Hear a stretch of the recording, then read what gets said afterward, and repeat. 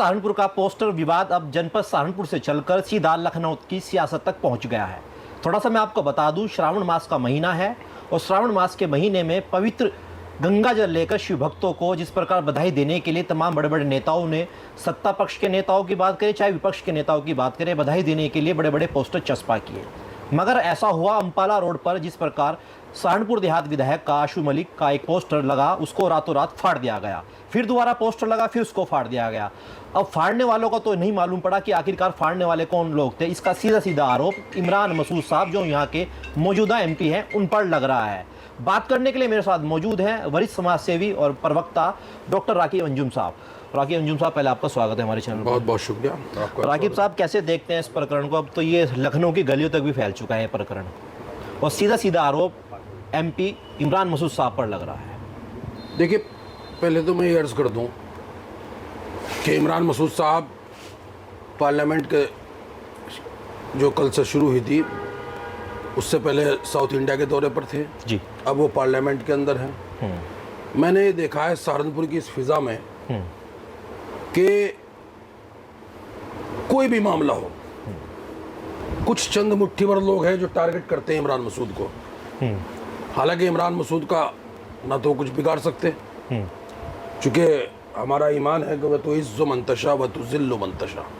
इज़्ज़त और ज़िल्लत अल्लाह के अख्तियार की चीज़ है, इंसानों के अख्तियार की चीज़ नहीं है। अल्लाह रब्बुल इज़्ज़त ने उनको मेंबर पार्लियामेंट बनाया, सहारनपुर की आवाम की मोहब्बतों के ज़रिए से वो पार्लियामेंट में पहुँचे। उस दिन से कुछ खुजली सी हो गई है कुछ लोगों को, और वो लोग वो हैं जो जन्म से हसद रखते हैं इमरान मसूद से, हसद रखते हैं उसकी तरक्की से, हसद रखते हैं उसकी मकबूलियत से, हसद रखते हैं उसकी शोहरत से, हसद रखते हैं उसकी बुलंदियों पर पहुंचने से। लेकिन मैं ये समझता हूं कि उनसे भी मेरी दरख्वास्त है कि लाइन को लंबी खींचने की कोशिश करें। किसी की टांग खींचने से ना कोई छोटा होता है और ना कोई बड़ा होता है।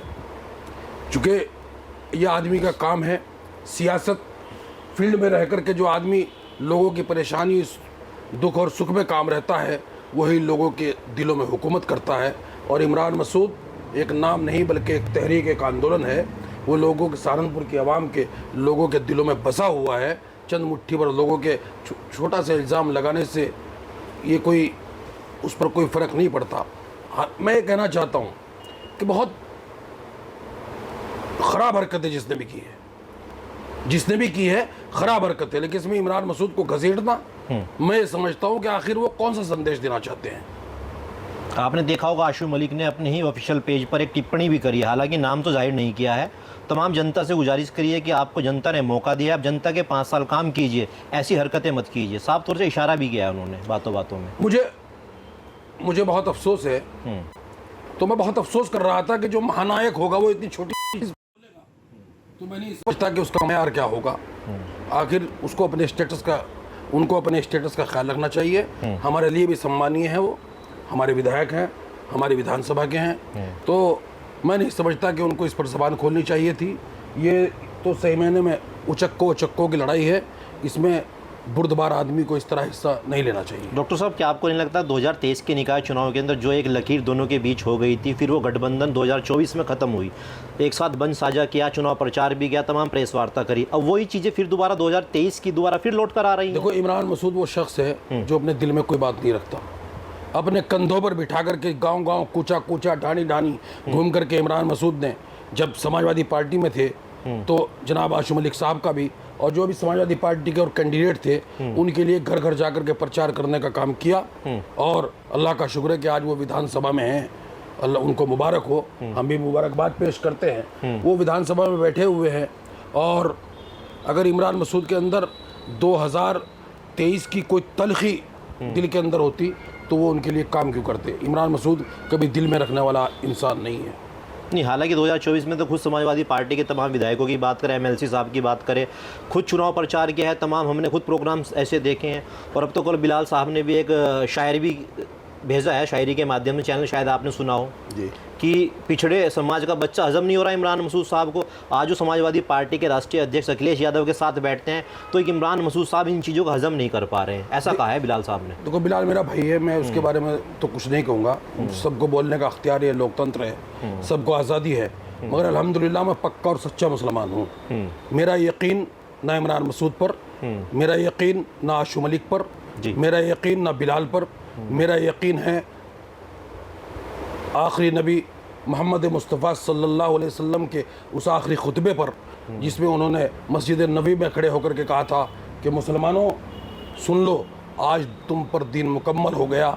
आज किसी अज़मी को किसी अरबी पर, किसी अरबी को किसी अज़मी पर, किसी गोरे को किसी काले पर, किसी काले को किसी गोरे पर, किसी छोटे को किसी बड़े पर कोई फ़ौक़ियत हासिल नहीं है। अब अमाल की बुनियाद पर फैसले होंगे। तो इसलिए मैं कहना चाहता हूँ, हमारे यहाँ अगड़ा और पिछड़ा ये वो लोग हैं जो अपनी सियासत करना चाहते हैं अगड़े और पिछड़े के नाम पर। ये वो लोग हैं जो तकसीम कर करके हमारी ताकत को ख़त्म करना चाहते हैं। मैं आपके मीडिया के ज़रिए से कहना चाहता हूँ कि हम तमाम मुस्लिम भी एक जगह भी इकट्ठे हो जाएं तब भी हमें जीत नहीं मिलती, और जब अगड़े और पिछड़े के बीच में दीवार खड़ी कर दी जाएगी तो फिर क्या सियासत में हम जिंदा रह पाएंगे।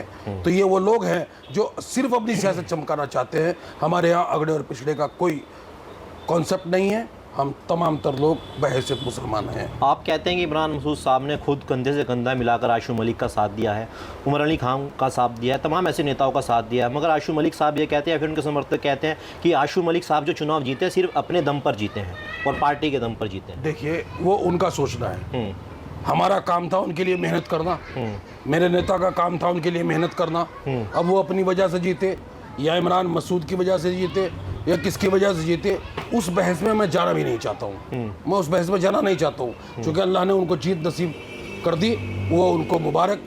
वो हमारे ज़िले के मुस्तकबिल के बारे में अच्छा सोचें, अच्छा करें, ये मेरी तमन्ना है, ये हमारी ख्वाहिश है। हालांकि 2024 में गठबंधन का प्रदर्शन अच्छा रहा, यूपी के अंदर तो बहुत बेहतरीन रहा। क्या इस प्रकार की खाई अब 2027 के अंदर देखते हैं आप कामयाब हो पाएगी? क्योंकि जैसे ये लकीरें देखने को मिल रही हैं। हमारे पास कोई वो नहीं है खाई, दूसरा कौन रखता है उसको सहारनपुर की आवाम देखेगी जो भी रखता है, लेकिन हमारे पास कोई खाई नहीं है। हम इन चीज़ों में पढ़ना नहीं चाहते। हम तो ये है कि अगर गठबंधन रहेगा और होगा तो ईमानदारी से काम करेंगे, नहीं होगा तो अपनी पार्टी के लिए ईमानदारी से काम करेंगे, यही हमारा संकल्प है। आखिरी सवाल पूछना चाहूँगा, बिलाल साहब ने ये भी पूछा है कि अगर उनको राजनीति करनी है तो जनता के मुद्दे उठाइए, क्या सिर्फ पोस्टर तक ही राजनीति रह गई अब सांसद होगी? हाँ, मुझे अफसोस ये है कि ये पोस्टर की राजनीति सांसद कर रहे हैं या विधायक। सांसद का एक वर्ड आप फेसबुक पर दिखा दीजिए, कोई कमेंट दिखा दीजिए, कोई चीज़ दिखा दीजिए। सांसद तो इस वक्त पार्लियामेंट के अंदर आज ही वो बोले हैं, मैं आज तक का इंटरव्यू सुनना था उनका, मॉब लिंचिंग पर बोले हैं। मॉब लिंचिंग के सबसे बड़ी ज़रूरत है इस कानून को बनाने की, जिस तरीके से भीड़ आकर के मारने का काम कर रही है। तो सांसद तो बोले हैं अलीगढ़ मुस्लिम यूनिवर्सिटी पर पार्लियामेंट के अंदर।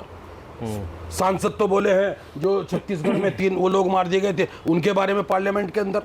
सांसद तो बोले हैं मेडिकल कॉलेज में सुविधाएं नहीं है, वो सुविधाएं कैसे आए उसके ऊपर बोले हैं सांसद तो बोले हैं कि शहर के विकास में कैसे राकेश केमिकल से एक फ्लाईओवर बना दिया जाए ताकि ये जाम जो है ना, जाम की स्थिति खत्म कर दी जाए। माफ़ करना, वो जो भाई बोल रहे हैं वो हमारे दोस्त है, भाई हैं, लेकिन माफ़ करना, इसके अलावा कोई कूड़ा और करकट तो साफ़ करने के लिए सांसद नहीं है। चलिए बहुत बहुत शुक्रिया डॉक्टर साहब। तो ये थे डॉक्टर राकीम अंजुम, जिन्होंने पोस्टर प्रकरण को लेकर बेबाकी से अपनी राय रखी। अगर आप इस वीडियो को देख रहे हैं तो अपनी आप भी राय रखिए। आज के लिए फिलहाल इतना ही, नमस्कार। अगर आप ये खबर फेसबुक पर देख रहे हैं तो वीडियो को लाइक करके पेज को फॉलो करें। इसके अलावा अगर आप इस खबर से यूट्यूब के जरिए जुड़े हैं तो चैनल को सब्सक्राइब करके बेल आइकन दबाना बिल्कुल ना भूलें। नमस्कार।